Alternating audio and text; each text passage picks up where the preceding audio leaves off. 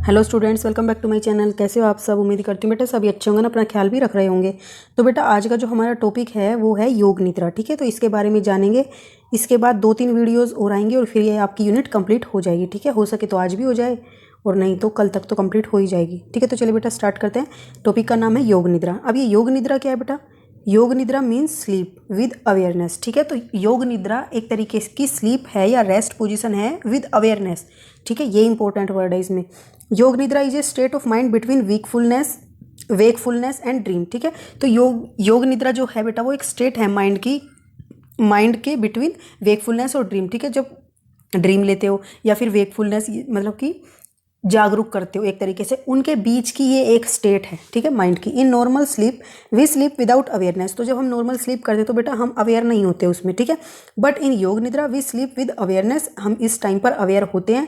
योग निद्रा is helpful in management of the stress. ठीक है, तभी इस यूनिट में आया है ये। It relax body and mind and reduce tension. ठीक है, योग निद्रा इज प्रैक्टाइज्ड इन शवासन। और बेटा इसको प्रैक्टिस किस में किया जाता है, किस में प्रैक्टिस करते हैं इसकी?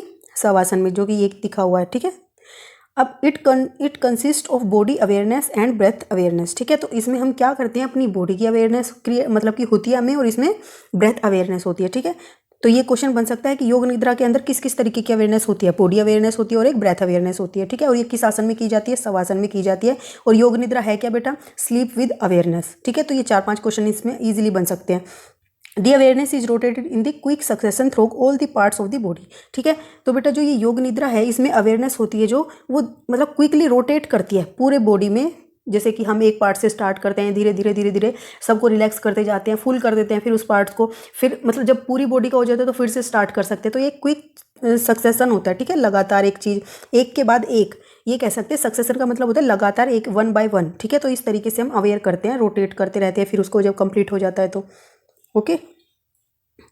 Then it is taken to the breath and finally to the mind. और फिर बेटा हम इसको ब्रेथ और बॉडी का पूरा करके माइंड तक लेकर जाते हैं इसको। ठीक है, अब इसको परफॉर्म कैसे करते हैं बेटा? इसमें 3 फेज होते हैं। फेज 1 क्या है? Body awareness.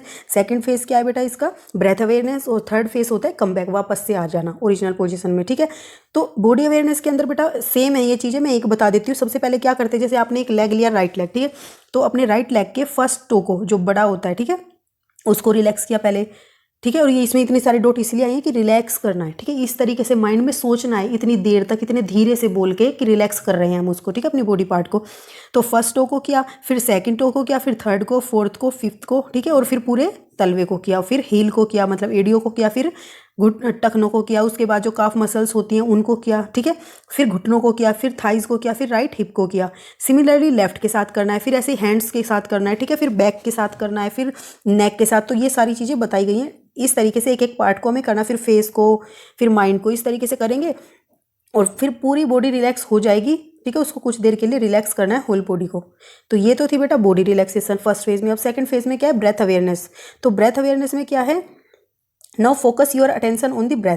ठीक है, अब आपने रिलैक्स कर लिया अपनी पूरी बॉडी को, अब आपको अपनी ब्रेथ पर फोकस करना है। Feel the flow of your natural breath. जो आप नेचुरल ब्रेथ मतलब कि ब्रीदिंग कर रहे हो उस पर आपको कंसंट्रेट करना है, फोकस करना है। ठीक है, डू नॉट चेंज इट। और इसको चेंज नहीं करना है, इसी तरीके से स्लोली आपको ब्रीथ करना है। शवासन में तो बेटा स्लोली ही करते हैं, 8 से 2 इंच के डिस्टेंस से हम दूसरा कोई भी पता नहीं लगा सकता। तो इस तरीके से हमें ब्रेथ कर लेनी होती है। ठीक है, feel the movement of nostril with each breath. ठीक है, तो नोस्ट्रिल की जो होती है बेटा उनको हमें फील करना है कि हम कब श्वास ले रहे हैं, कब एक्सेल कर रहे हैं। और साथ ही नाउ ये हम कर लेंगे, उसके बाद क्या करना है? Now focus your attention on the movement of the abdominal area during breathing.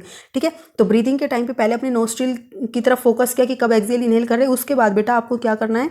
अपनी जो एब्डोमिनल मूवमेंट्स होती हैं। ठीक है, तो क्या होता है, हम सांस लेते हैं तो हमारा एब्डोमिन क्या होता है? ऊपर नीचे होता है, उठता है और प्रेस होता है। ठीक है, तो फोल एंड राइजेज। ठीक है, तो उसके ऊपर आपको ध्यान लगाना है कि, और ये क्वेश्चन बन सकता है कि एब्डोमिन कब फोल होता है और कब राइज होता है। ठीक है, तो एक्सेल करते तो क्या होता है? फोल होता है, और जब इनहेल करते तो वो भर जाता है, तो आयतन बढ़ जाता है, इस वजह से वो क्या होता है? राइज हो जाता है। Continue focus your attention on the breathing and abdominal movement. ठीक है, तो इसमें आपको कंटिन्यू ब्रीदिंग पर और अपने एब्डोमिन मूवमेंट पर फोकस करना होता है। ठीक है, तो ये तो आपका था सेकेंड फेज। थर्ड फेज होता है बेटा वापस आना। ठीक है, ये करने के बाद कम बैक। ठीक है, to come back, become aware of your body, be aware of your time and place you are in. ठीक है, तो आपको वापस आने के लिए सबसे पहले क्या करना होगा, अपनी बॉडी के बारे में अवेयर होना होगा, फिर उसके बाद आपको टाइम के बारे में अवेयर होना है, फिर आपको कि कहाँ पर हो उस बारे में अवेयर होना है। ठीक है, वापस आने के लिए फिर मूव योर फिंगर, फिर धीरे से अपने पैरों को, फिर पंजों को, ठीक है, इस तरीके से फिर हेड को एक साइड से दूसरी साइड पर हिलाकर ले जाकर अपने आप को अवेयर करना है। ठीक है, टेक योर ऑन टाइम, और इसमें आप अपना टाइम ले सकते हो जितना भी आपको चाहिए अपने अकॉर्डिंग सब। बी वाइड अवेक, और फिर एक मतलब क्या करना है, एक लंबा सा अवेक लेना, यानी कि आप बिल्कुल जागृत की अवस्था में आ जाओ, इस तरीके से पूरी बॉडी को अवेयर कर देना है। ठीक है, एक तरीके से। फिर स्लोली सिटअप, फिर आपको बैठ जाना है, फिर open your eyes very slowly, और फिर धीरे से अपनी आइज़ को ओपन करना है। अब इसमें बेटा यहाँ पर नोट में बताया गया है कि आफ्टर ब्रेथ अवेयरनेस ए सीन में बी डिस्क्राइब।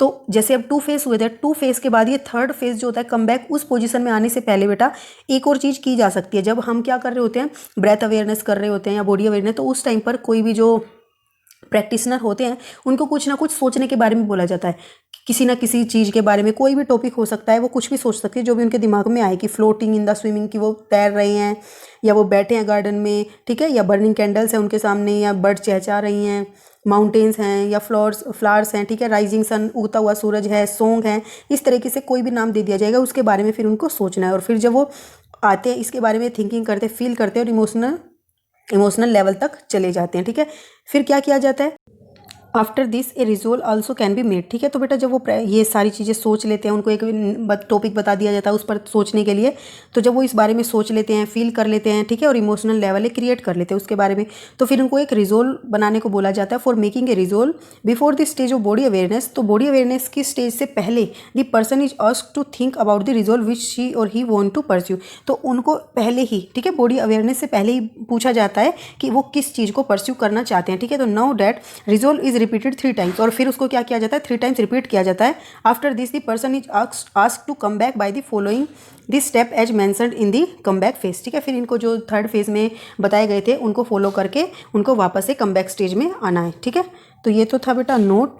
अब इनको करते वक्त किन किन बातों का ध्यान रखना है, relax all the parts of the body one by one, focus on the part of the body which is being named. ठीक है, तो फोकस करना है उन पार्ट्स पर बॉडी के जो कि क्या है इसमें बताए गए हैं ऊपर।